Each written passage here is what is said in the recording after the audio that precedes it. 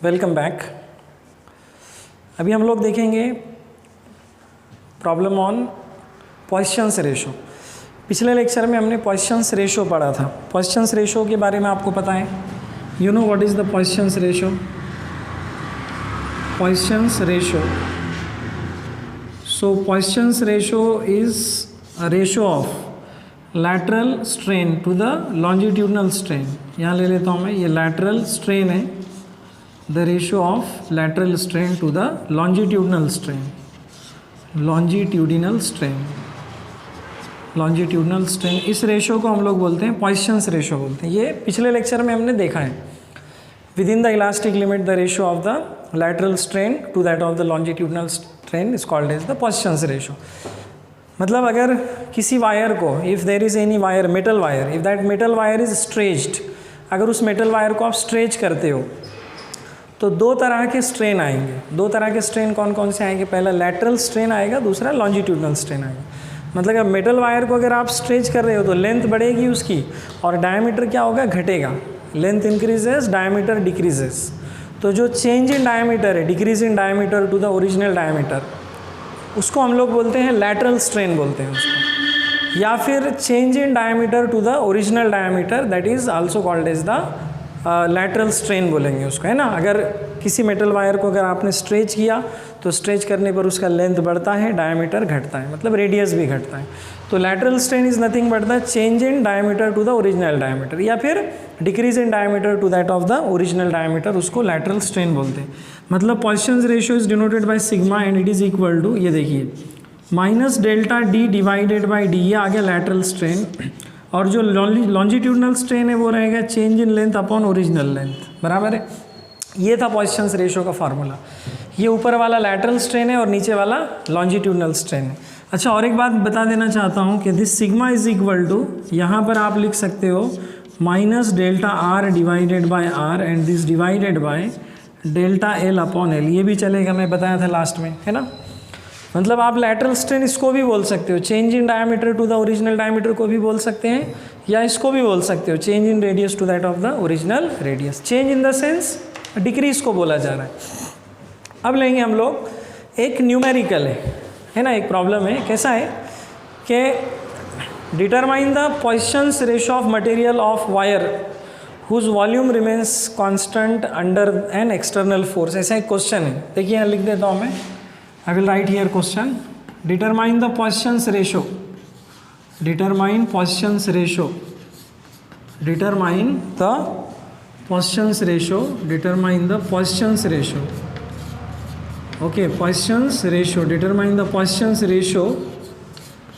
Ratio of material of wire. Of material of wire. Determine Poisson's ratio of material of wire. Material of wire whose volume remains constant, whose volume remains constant, whose volume remains constant, whose volume remains constant, okay, whose volume remains constant under increasing load, under increasing load, और under external force बोला तो भी चलेगा, under, okay, external force, under external force. ये वाला question है, ठीक है। मतलब हमको एक वायर के मटेरियल का पॉइसन्स रेशो निकालना है। There is a wire of particular material and what is the Poisson's ratio for that material, ठीक है। And whose volume remains the constant, जिसका वॉल्यूम कांस्टेंट। एक बात बता दूं आपको कि जब आप किसी वायर को स्ट्रेच कर रहे हो ना, इलोंगेट कर रहे हो मेटल वायर को, ठीक है, तो उस समय उसका वॉल्यूम कांस्टेंट रहता है, ठीक है। वॉल्यूम उसका क्या होता है? कांस्टेंट रहता है, ये आपको याद रखना है। अच्छा, वायर जो होता है ना, वायर कैसा होता है? सिलेंड्रिकल होता है।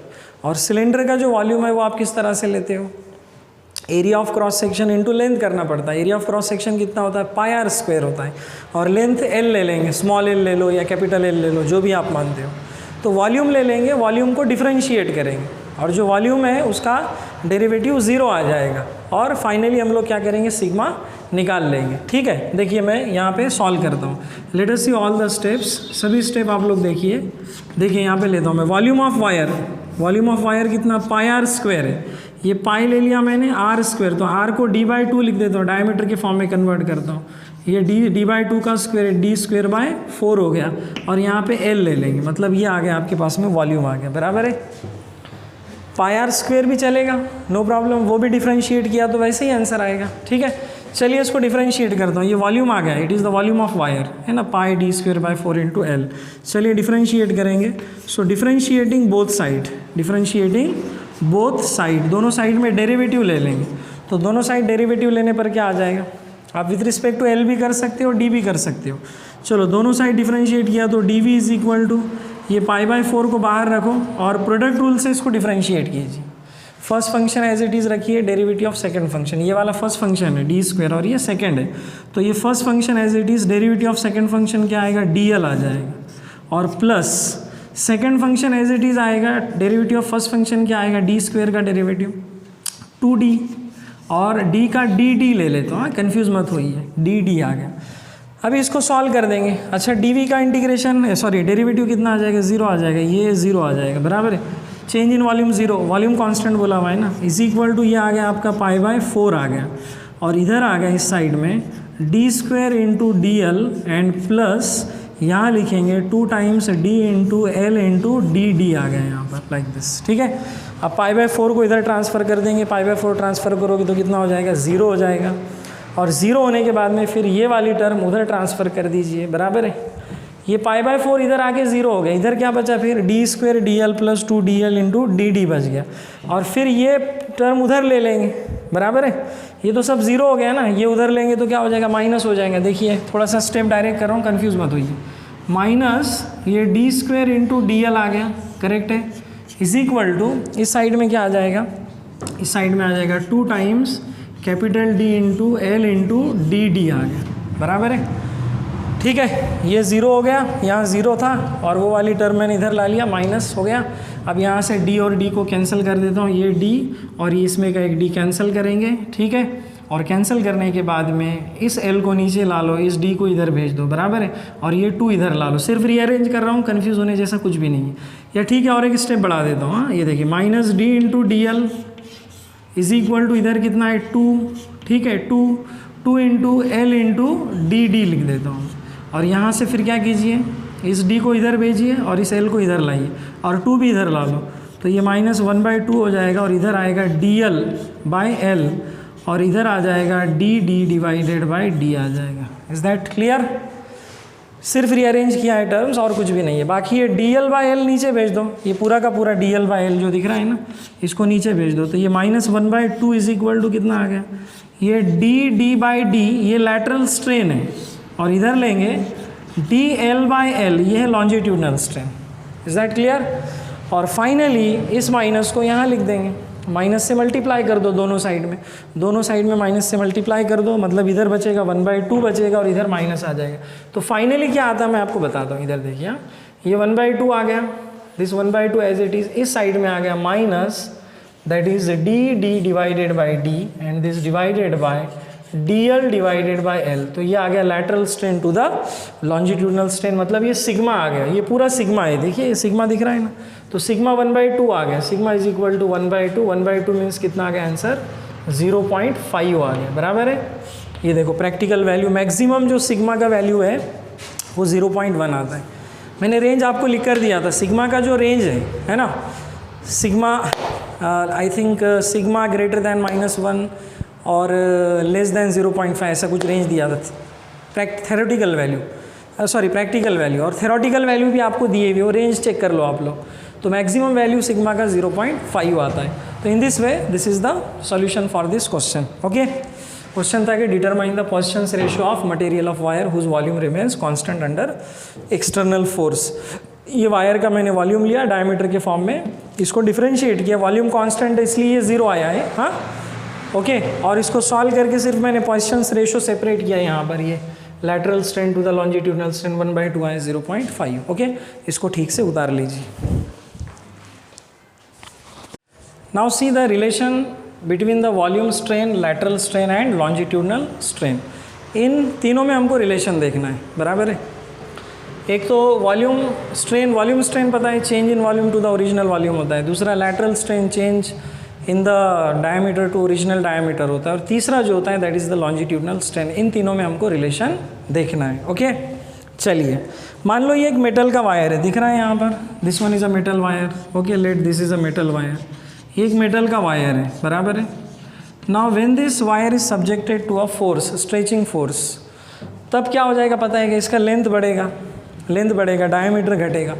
दो टाइप के स्ट्रेन आएंगे, एक स्ट्रेन कौन सा आएगा, लॉन्जिट्यूडनल स्ट्रेन आएगा। अच्छा, लॉन्जिट्यूडनल स्ट्रेन किसको बोलते हैं, देखो ये ओरिजिनल लेंथ है, और due to stretching force there will be the elongation in the wire, let the elongation is delta L. तो एक आया लॉन्जिट्यूडनल स्ट्रेन आ गया, बराबर, मतलब change in length to the original length, और दूसरा लैटरल स्ट्रेन आएगा। लैटरल स्ट्रेन किसको बोलते हैं हम लोग, change in diameter to original diameter. अभी देखिए ओरिजिनल डायमीटर को डी मान लो आप लोग, हाँ ओरिजिनल डायमीटर मानो, या आपने रेडियस भी माना तो कोई प्रॉब्लम नहीं है। हाँ अगर मैं रेडियस मान लेता हूँ यहाँ पे, मान लो ओरिजिनल रेडियस इसका आर है, बराबर है, तो ये रेडियस घट जाएगा, ये रेडियस घटेगा, कितने से घट गया, मान लो डेल्टा आर से घट गया, तो फाइनल रेडियस क्या बनेगा, आर माइनस डेल्टा आर बनेगा, है ना। आर माइनस डेल्टा आर लो या फिर आर माइनस डी आर ले लो, है ना। और यहाँ पर भी जो चेंज इन लेंथ है आप उसको डेल्टा के बजाय डी एल ले लो, यहाँ पे मैं डी एल ले रहा हूँ, हाँ don't be confuse. Increase in length delta l, final length l plus delta l, और final radius r minus delta r. Change कितना हुआ लेंथ में, डी एल है, और चेंज इन डायमीटर कितना आ गया, डी आर आ गया, बराबर है। So let this metal wire is subjected to the stretching force, तो वायर इलोंगेट होगा और लैटरली कॉन्ट्रैक्ट होगा, बराबर है। दो स्ट्रेन आएंगे, एक लॉन्जिट्यूडनल स्ट्रेन आएगा और दूसरा लैटरल स्ट्रेन आएगा। चलिए इनमें रिलेशन देखना अपने को, एक तो वॉल्यूम स्ट्रेन भी देखना है। वॉल्यूम स्ट्रेन पता है ना, change in volume to the original volume, और लॉन्जिट्यूडनल स्ट्रेन भी आपको पता है, लैटरल स्ट्रेन भी आपको पता है। देखिए वायर का वॉल्यूम कितना रहेगा, ये लिखता हूँ मैं, वॉल्यूम ऑफ वायर, है ना। Volume of wire is equal to कितना लेना पड़ेगा, एरिया ऑफ क्रॉस सेक्शन, ये पाई आर स्क्वायर, और इनटू लेंथ लेना पड़ेगा, वायर की लेंथ लेना पड़ेगा, मतलब इससे आपको मिल जाएगा वायर का वॉल्यूम। वायर इज सिलेंड्रिकल, तो ये वायर का वॉल्यूम आ गया। इसको डिफरेंशिएट कर देंगे दोनों साइड में, वॉल्यूम कांस्टेंट है, differentiating with respect to, okay differentiating with respect to करो, या डिफरेंशिएटिंग बोथ साइड करते हैं, दोनों साइड डिफरेंशिएट कर देंगे, तो ये इसका आ जाएगा डेरिवेटिव, इसका डी आएगा। ये पाई बाहर रखो, यहाँ प्रोडक्ट रूल से करेंगे। First function as it is, derivative of second function ले लो d l, plus second function as it is, derivative of first function कितना ले लो, 2 times r into D r ले लो, बराबर है। ये ले लिया मैंने इसका डेरिवेटिव, करेक्ट है, इज़ दैट क्लियर। ये पाई कांस्टेंट बाहर रखा मैंने, first function as it is, second function का derivative, plus second as it is derivative of first function R square का 2r इंटू डी आर आ गया। इसको थोड़ा सा रीअरेंज कर देंगे, और रीअरेंज करके वॉल्यूम से डिवाइड कर देंगे। इधर देखिए सब लोग, let us see here, this d we is equal to, ये pi as it is, pi से मल्टीप्लाई कर दो, pi are square into D l यहाँ पर आ गया, प्लस यहाँ पर भी ले लेंगे 2 times pi are into L, और इंटू डी आर आ गया, सिर्फ मैंने पाई से मल्टीप्लाई किया। अब जो इक्वेशन है इसको वॉल्यूम से डिवाइड करेंगे, वॉल्यूम जो है ना, डिवाइड होल बाय, है ना, डिवाइड बाय, ये पूरा का पूरा अपन वॉल्यूम से डिवाइड करेंगे। और वॉल्यूम कितना रहता है, वायर का volume pi are square into L होता है, सिलेंड्रिकल है, बराबर। और इससे डिवाइड करने पर देखिए क्या आएगा, डी वी बाई वी कर दो इसको, ये लिख देता हूँ मैं, d v divided by v, और इज इक्वल टू इस साइड में आएगा pi are square into D l, okay, this divided by, यहाँ पर ले लो pi are square into l आ गया, और ये प्लस इधर भी ले लो 2 pi are into l into D r, and this divided by again here pi are square into l. Is that clear. सिर्फ वॉल्यूम से डिवाइड किया मैंने, LHS और RHS दोनों को, V से डिवाइड किया। ये V दिख रहा है आपको, V equal to pi are square into l आ गया। तो यहाँ पे क्या क्या बचेगा, ये pi are square gets cancel, ये पाई कैंसिल हो गया, यहाँ से R और ये एक R और ये LL कैंसिल हो गया। तो रिमेनिंग टर्म्स कौन कौन से देखिए यहाँ पे, एक तो D V by V is equal to, इधर कितना बच गया, ये लिख देता हूँ यहाँ पे, डी एल बाई एल आ गया यहाँ पे, डी एल बाई एल, है ना, और प्लस इधर कितना बच गया देखिए, 2 into 2 times d r divided by r आ गया। ये है volume strain, change in volume upon original volume, longitudinal strain, और ये लैटरल स्ट्रेन, है ना। ये एक रिलेशन आ गया, क्लियर है। ये सबसे पहला रिलेशन आ गया, आप इसको इक्वेशन नंबर 1 डाल सकते हैं। मतलब क्या रिलेशन आया, पढ़िए सब लोग। रिलेशन आया हमारे पास, वॉल्यूम स्ट्रेन, सब लोग बोलेंगे volume strain is equal to longitudinal strain plus 2 times lateral strain. फिर से इसको रीड कीजिए, volume strain equal to longitudinal strain plus 2 times lateral strain आ गया। अच्छा, और एक चीज़ मैं आपको बताता चलूँ, देखिए इधर, बट सिग्मा जो होता है ना, सिग्मा क्या होता है पता है क्या? पॉइसन्स रेशो। इधर देखिए, ये लैटरल स्ट्रेन है, change in radius upon original radius, और ये है लॉन्जिट्यूडनल DL/L, ये है लॉन्जिट्यूडनल स्ट्रेन। तो यहाँ से DR ले लो, ये DL इधर ला लो, सिग्मा इंटू DL, और माइनस रहेगा, मतलब आपके पास में ये DR/R की जो टर्म है ये क्या बनेगी पता है कि आपके पास में ये बनेगी माइनस, है ना, माइनस सिग्मा इंटू DL/L बनेगा। इसको 1 में रख दो, पुट DR इन द 1, तो 1 वाला जो इक्वेशन है वो क्या बनेगा, देखिए यहाँ लिखता हूँ मैं, ये dV/V इज इक्वल टू, ये आ गया यहाँ पे DL/L minus 2 times sigma, okay, sigma into DL/L आ गया, हो गया। अब यहाँ से DL/L कॉमन निकाल लो, आपको एक फार्मूला मिलेगा, वो फार्मूला कौन सा मिलेगा, dV/V volume strain equal to, bracket में बचेगा 1 minus 2 times sigma into DL/L बचेगा, ठीक है। तो ये यहाँ पर दिया हुआ है, क्लियर है। बात याद रखिए, जब सिग्मा मैंने लिया तो यहाँ माइनस था, हाँ, माइनस DR/R अपॉन DL/L, तो DR कितना है, माइनस सिग्मा इंटू DL/L आ गया। तो इस तरह से ये आ गया relation between the volume strain and longitudinal strain और पॉइसन्स रेशो। ये वॉल्यूम स्ट्रेन, ये लॉन्जिट्यूडनल स्ट्रेन, और ये Poisson's ratio sigma, okay. So it is the relation between the volume strain, lateral strain and longitudinal strain, okay. इसको लिख लीजिए।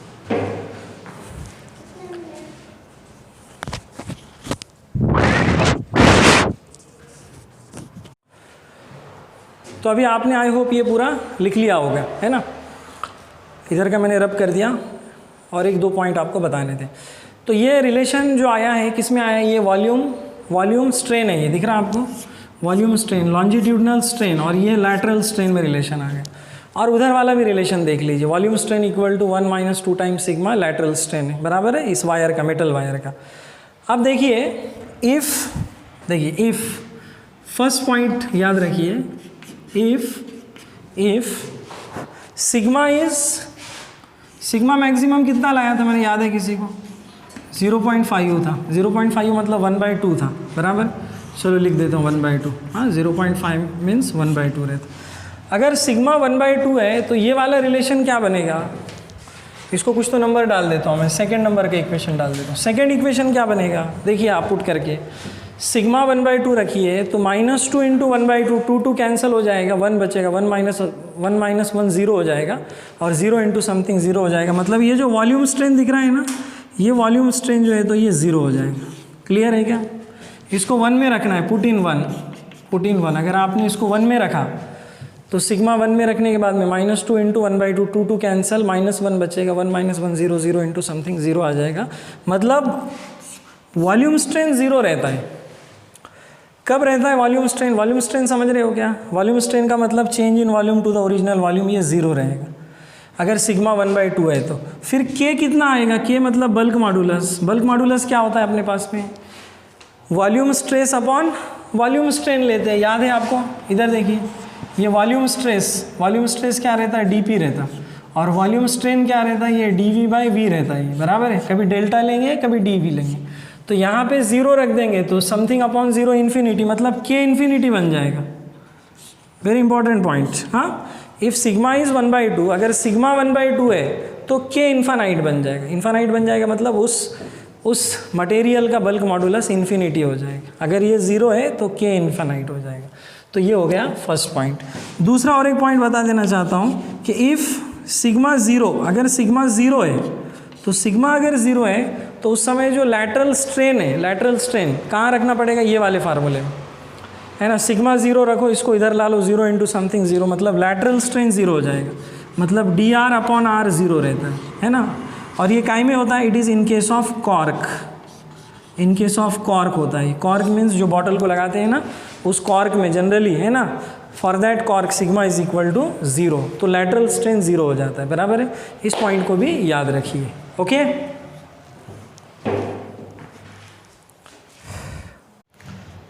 Now see here, it is a question from JEE 2018. JEE 2018 from JEE Mains. It is a question from JEE Mains. JEE Mains का question है 2018 from elasticity. Question ऐसा था कि solid sphere of the radius R. देखिए यहाँ पे एक solid sphere है. This solid sphere having the radius R. Okay, this is the solid sphere whose radius is R. जिसका रेडियस कितना दिया हुआ है, आर दिया हुआ है. Small R is the radius of the solid sphere. ठीक है, क्वेश्चन बता देता हूँ आपको, आप लोग देख लेना या लिख भी सकते हो मैं जो बोल रहा हूँ. So this is a solid sphere whose radius is r. This solid sphere is surrounded by liquid, है ना. It is surrounded by a liquid in a container. ये लिक्विड है, दिख रहा है यहाँ पर. It is a liquid. Solid sphere is surrounded by liquid. Liquid in a container. Okay, हाँ. Now a massless piston. This is a massless piston. ये दिख रहा है आपको piston. This is a piston. It is a piston. ये diagram में दिख रहा है. But this piston is massless. It is massless. Massless in the sense having negligible mass. A piston, massless piston is floating on the liquid. Liquid के ऊपर तैर रहा है. Massless piston floating on the liquid. चलेगा.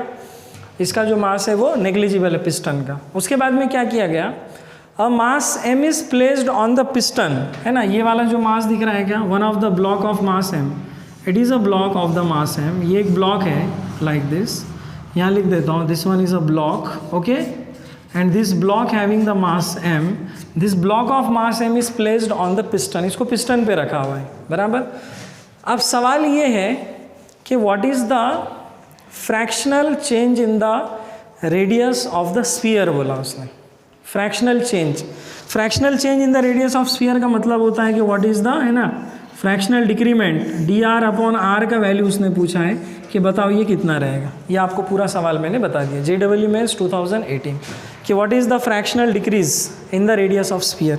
मतलब sphere का जो radius है वो कितने से घटेगा. फ्रैक्शनल चेंज निकालना है. Change in radius upon original radius निकालना. अच्छा, ये जो है ना, ये जो स्फीयर दिख रहा है आपको, बराबर है, एक पर्टिकुलर मटेरियल का बना हुआ है, जो भी होगा, बराबर है. और ये लिक्विड के अंदर इस तरह से, बराबर.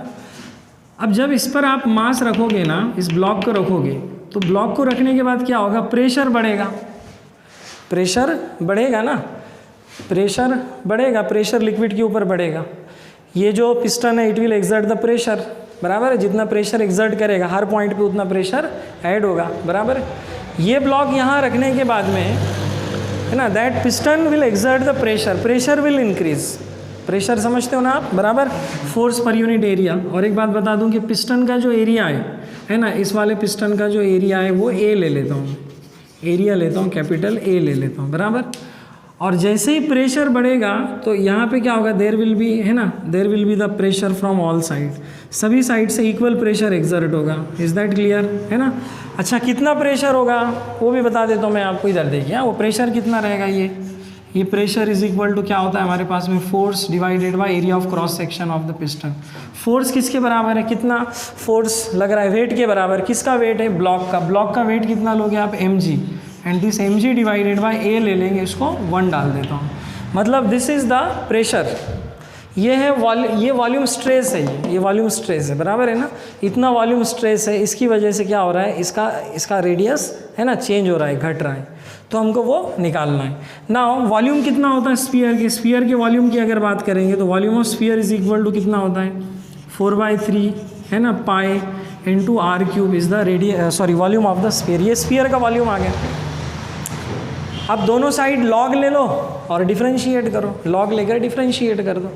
या फिर आपको पता है, आपने पढ़ा था, हाँ, इधर देखो, अगर मुझे फ्रैक्शनल चेंज लिखना है वॉल्यूम में तो ये तो पता है आपको, डेल्टा V/V इक्वल टू कितना रहता है. ये कांस्टेंट को उड़ा देंगे. लॉग लेके भी सिंप्लीफाई किए और डिफरेंशिएट किए तो लॉग 4/3 और लॉग पाई का डेरिवेटिव 0 बन जाता है. सीधा 4-5 स्टेप चले जाएंगे उसमें. वो लेने की ज़रूरत बिल्कुल भी नहीं है. आप एरर्स में पढ़ते हो ये, है ना. फ्रैक्शनल एरर वगैरह हम जब निकालते हैं, बराबर, रिलेटिव एरर, फ्रैक्शनल एरर, तो क्या करते हैं, कांस्टेंट टर्म को उड़ा देते हैं. बचा हुआ क्या है फिर यहाँ पे, 3 इंटू यहाँ पर आ गया डेल्टा r, है ना. ये आ गया, देखो, delta r divided by r आ गया. तो ये डेल्टा r/r ही निकालना है अपने को, बराबर है. dr/r बोलो या डेल्टा r/r निकालना है. ठीक है, इसको डाल देता हूँ मैं, इक्वेशन नंबर 2 डाल देता हूँ. ये वाला है सेकंड इक्वेशन. क्लियर है. अब बल्क मॉड्यूलस कितना रहेगा, ये लिख देता हूँ. बल्क मॉड्यूलस इक्वल टू, यहाँ ले लेता हूँ, ये आ गया volume stress divided by volume strain, ये बल्क मॉडुलस है। ये वॉल्यूम स्ट्रेस है, ये वॉल्यूम स्ट्रेन है। किसका बल्क मॉडुलस है? उस सॉलिड स्फीयर का। अब 1 और 2 से वैल्यूज़ रख दो यहाँ पे। ये डेल्टा पी दिख रहा है, ये डेल्टा पी है, और ये देखो वॉल्यूम स्ट्रेन है और ये वॉल्यूम स्ट्रेस है। इनको यहाँ पे रख दो, है ना, यहाँ रख दो। तो k इक्वल टू कितना बनने वाला है? k बनेगा mg डिवाइडेड बाई a आ जाएगा, and this whole divided by volume strain यहाँ पर है, कितना है ये 3 टाइम्स, यहाँ ले लेता हूँ मैं, डेल्टा r बाय r आ जाएगा।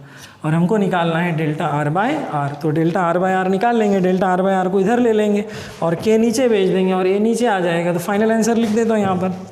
आई will write here the final answer. देखिए इधर, तो यहाँ से आ जाएगा fractional change in radius delta r by r is equal to आएगा mg, a तो नीचे चला गया, mg divided by 3 times a into K. तो ये वाला राइट ऑप्शन था। एररलेस फिजिक्स में क्वेश्चन दिया हुआ है, आप क्वेश्चन पढ़ लो और इसको लिख लो।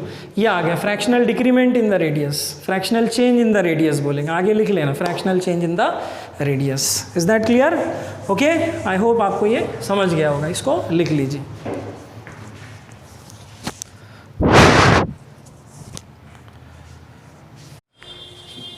आइसोथर्मल इलास्टिसिटी देखेंगे। 2 टर्म है, एक है आइसोथर्मल इलास्टिसिटी, दूसरा है एडियाबैटिक इलास्टिसिटी। दोनों भी हम लोग देखेंगे। फर्स्ट ऑफ ऑल आइसोथर्मल जो इलास्टिसिटी है, ये actually it is the elasticity possessed by a gas under isothermal condition. That elasticity of the gas is called as the isothermal elasticity. बहुत सिंपल चीज़ है। Isothermal elasticity means the elastic constant of the gas, बराबर है। बोले तो bulk modulus of gas, सीधा सीधा gas का बल्क मॉडुलस, लेकिन कौन से कंडीशन में? Under the isothermal condition. Isothermal means when the temperature of the system remains the constant, बराबर है, जिस समय सिस्टम का टेम्परेचर कांस्टेंट रहेगा। ठीक है, तो सिंपल चीज़ है आइसोथर्मल इलास्टिसिटी। आप इसको डिनोट कर सकते हो ई थीटा से, बता सकते हो। नोटेशन वेरी भी होंगे book to book. Isothermal elasticity, दूसरी भाषा में इसको क्या बोलेंगे आप लोग? Bulk modulus of gas under isothermal condition बोलेंगे। लिखना है तो लिख लीजिए, बल्क मॉडुलस ऑफ गैस, किसी भी गैस का बल्क मॉडुलस, फिर वो गैस मोनो एटॉमिक रहो, डाई एटॉमिक रहो या ट्राई एटॉमिक रहो, है ना, उस गैस का बल्क मॉडुलस, उस गैस का elastic constant. You know elastic constant, बराबर है। गैस कॉम्प्रेस या एक्सपांड अगर हो रही है तो उसको इलास्टिक कांस्टेंट तो रहेगा ऑब्वियसली, बराबर है। तो उस इलास्टिक कांस्टेंट को या फिर उस बल्क मॉडुलस को बोलते हैं आइसोथर्मल इलास्टिसिटी बोलेंगे, बराबर है। देखिए आप, under isothermal condition the P and V relation, pressure and volume relation is given by PV equal to constant. Thermodynamics में आपने ये चीज़ पढ़ी होगी, है ना। अगर आपको थर्मोडायनेमिक्स क्लियर होगा तो जो PV रिलेशन है ना, है ना, आइसोथर्मल PV रिलेशन जिसको बोलेंगे आप लोग, आइसोथर्मल PV रिलेशन, लिखता हूँ यहाँ पर, isothermal PV relation, P, V relation. Pressure volume relation जो होता है ना आइसोथर्मल, वो होता है PV इक्वल टू कांस्टेंट रहता है। बॉयल्स लॉ भी बोल सकते हैं आप इसको, दूसरी भाषा में आप इसको बॉयल्स लॉ बोल सकते हैं। मतलब P into V is equal to constant, इसको बोलते हैं आइसोथर्मल, है ना, कांस्टेंट। या बॉयल्स लॉ भी है, pressure is inversely proportional to volume होता है। तो ये आइसोथर्मल PV रिलेशन है। ऐसा एडियाबैटिक भी होता है, वो भी याद रखना है। इसको डिफ्रेंशिएट कर देंगे और डिफ्रेंशिएट करके बल्क मॉडुलस निकाल लेंगे। बल्क मॉडुलस मतलब क्या होता है? Volume stress upon volume strain. Volume stress क्या होता है? Change in pressure divided by volume strain, change in volume upon original volume. ये देखिए मैं दोनों साइड डिफ्रेंशिएट करता हूँ, डिफ्रेंशिएटिंग बोथ साइड्स। चलिए दोनों साइड डिफ्रेंशिएट कर रहा हूँ, डिफ्रेंशिएटिंग। प्रोडक्ट रूल यूज़ करेंगे। First function as it is, derivative of second function dv plus second function as it is, derivative of first function dp, और constant term का derivative आ जाएगा 0। प्रोडक्ट रूल से मैंने इसको डिफ्रेंशिएट किया हूँ। First function as it is, derivative of second function plus second as it is, derivative of first function, constant वाले टर्म का डेरिवेटिव 0 आ जाए। ओके, अब इसके बाद कुछ भी नहीं, ये वाला टर्म उधर भेज देंगे। ये बनेगा P into d we is equal to, इधर आ जाएगा minus V into D p आ जाएगा। P को यहीं पे रहने दो, डी वी नीचे भेज दो, तो आपके पास में क्या बनेगा? P इज इक्वल टू ये D P and this divided bye V into D P, sorry V into D p divided bye ये डी वी आ गया। तो ये यही तो है बल्क मॉडुलस। थोड़ा और एडजस्ट कर देता हूँ, शायद तब आपको समझेगा। इधर देखिए, ये D P as it is रखता हूँ, divided by D V upon V ले लेता हूँ। आप देखिए इसको, समझा आपको? ऊपर वाली जो टर्म है वो कौन सी टर्म है? ऊपर वाली टर्म है ये वॉल्यूम स्ट्रेस है। ये है वॉल्यूम स्ट्रेस, ये है वॉल्यूम स्ट्रेस बराबर, और नीचे वाली जो टर्म है ये है volume strain, volume strain. Okay, ऊपर वाली टर्म वॉल्यूम स्ट्रेस है, नीचे वाली टर्म वॉल्यूम स्ट्रेन है बराबर। मतलब ये सीधा सीधा बल्क मॉडुलस आ गया। किसका बल्क मॉडुलस? गैस का। अच्छा, कौन सी गैस?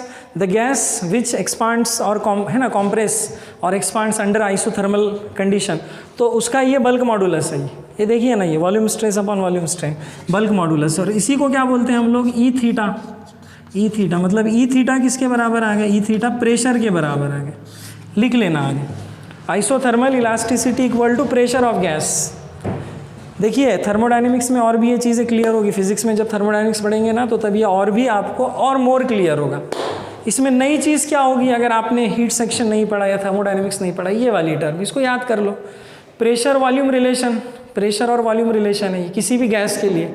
जो गैस कॉम्प्रेस या एक्सपांड हो रही है आइसोथर्मल कंडीशन में, पीवी कांस्टेंट रहेगा। इसको डिफरेंशिएट करके यहाँ पे आ गया isothermal elasticity is equal to pressure के बराबर आ गया। इसको इक्वेशन 1 डाल देते हैं, आगे हमको काम आएगा जब मैं आपको एडियाबैटिक इलास्टिसिटी पढ़ाऊंगा। Is that clear? लास्ट में लिख लेना आइसोथर्मल इलास्टिसिटी या फिर bulk modulus of gas under isothermal condition equal to pressure of the gas. Okay, इसको लिख लीजिए।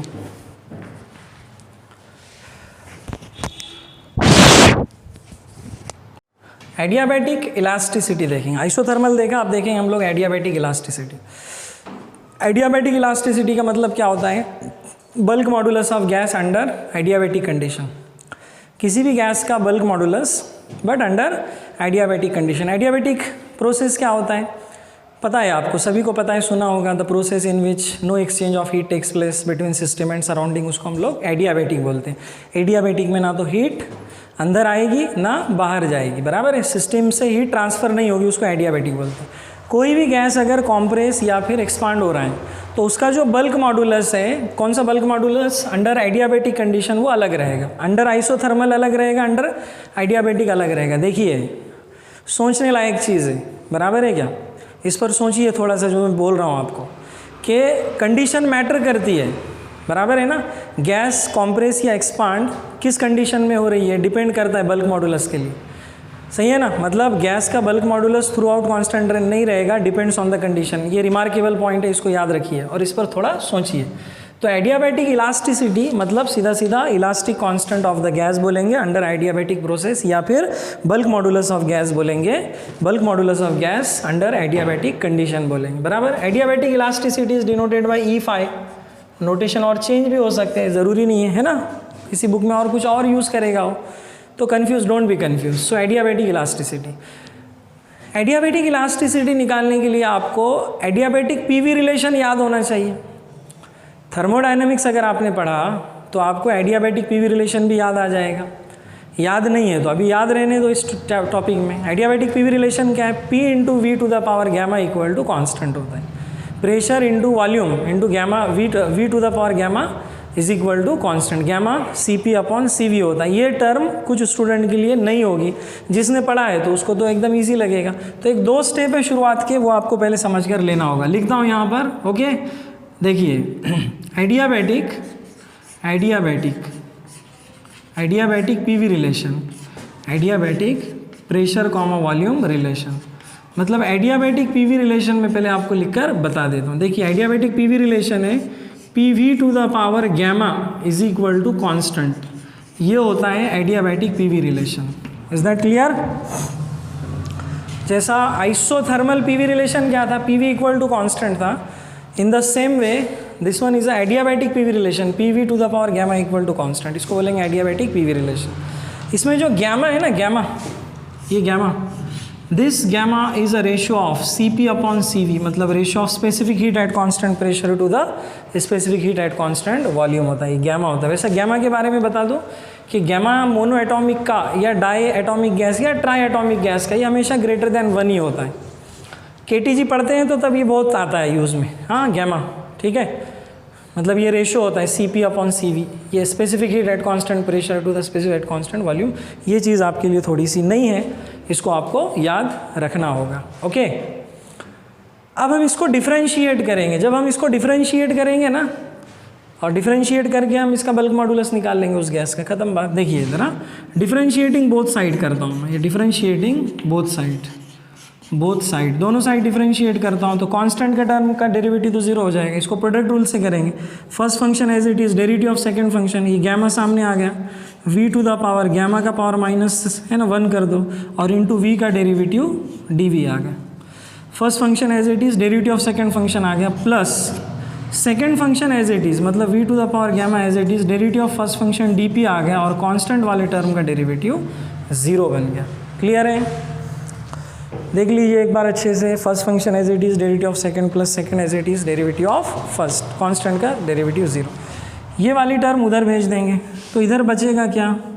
इधर बचेगा gamma times p into we to the power gamma minus 1 into d v, और इधर आ जाएगा minus v to the power gamma into D p आ जाएगा।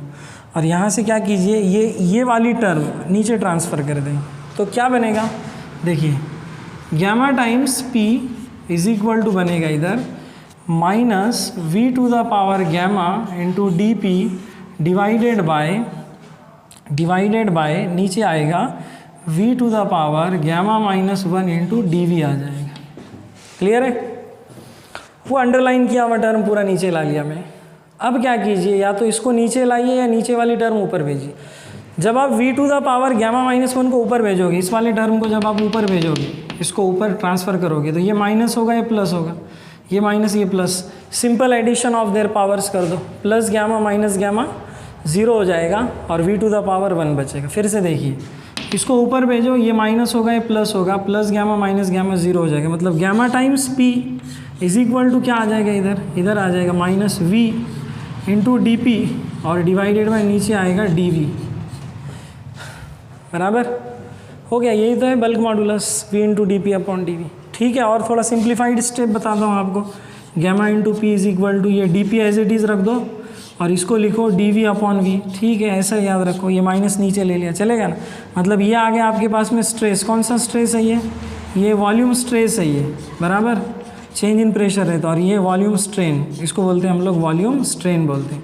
तो इस तरह से हमारे पास में जो एडियाबैटिक इलास्टिसिटी हो gamma times p equal to E phi आ गया, ये ई फाई बोलेंगे, मतलब E phi equal to gamma times p, ये यहाँ पे लिखता हूँ, है ना। Adiabatic elasticity is equal to gamma times pressure आ गया। चलिए दूसरी बात, फॉर एनी गैस, किसी भी गैस के लिए जो गैमा है ना वो हमेशा ग्रेटर देन 1 ही होता है। It is always greater then 1। Okay, तो गैमा ग्रेटर देन 1 आ गया। 1 और 2 कंपेयर करोगे ना, 1 और 2, 1 क्या था, यहाँ लिख देता हूँ, अच्छा 1 यहाँ लिखता हूँ। ई थीटा क्या था, ये था प्रेशर के बराबर, ये 1 था, अभी निकाला। तो इसको कंपेयर करोगे तो क्या पता चलता है कि E phi is always greater than E theta. Very interesting point. मतलब adiabatic elasticity is always greater than the isothermal elasticity. Bulk modulus of gas under isothermal condition is less than the bulk modulus of gas under adiabatic condition. Okay, so this is about the adiabatic elasticity. I hope आपको ये समझ गया होगा। कुछ अगर doubt होगा you can ask me in the comment or you can directly ask on my WhatsApp number.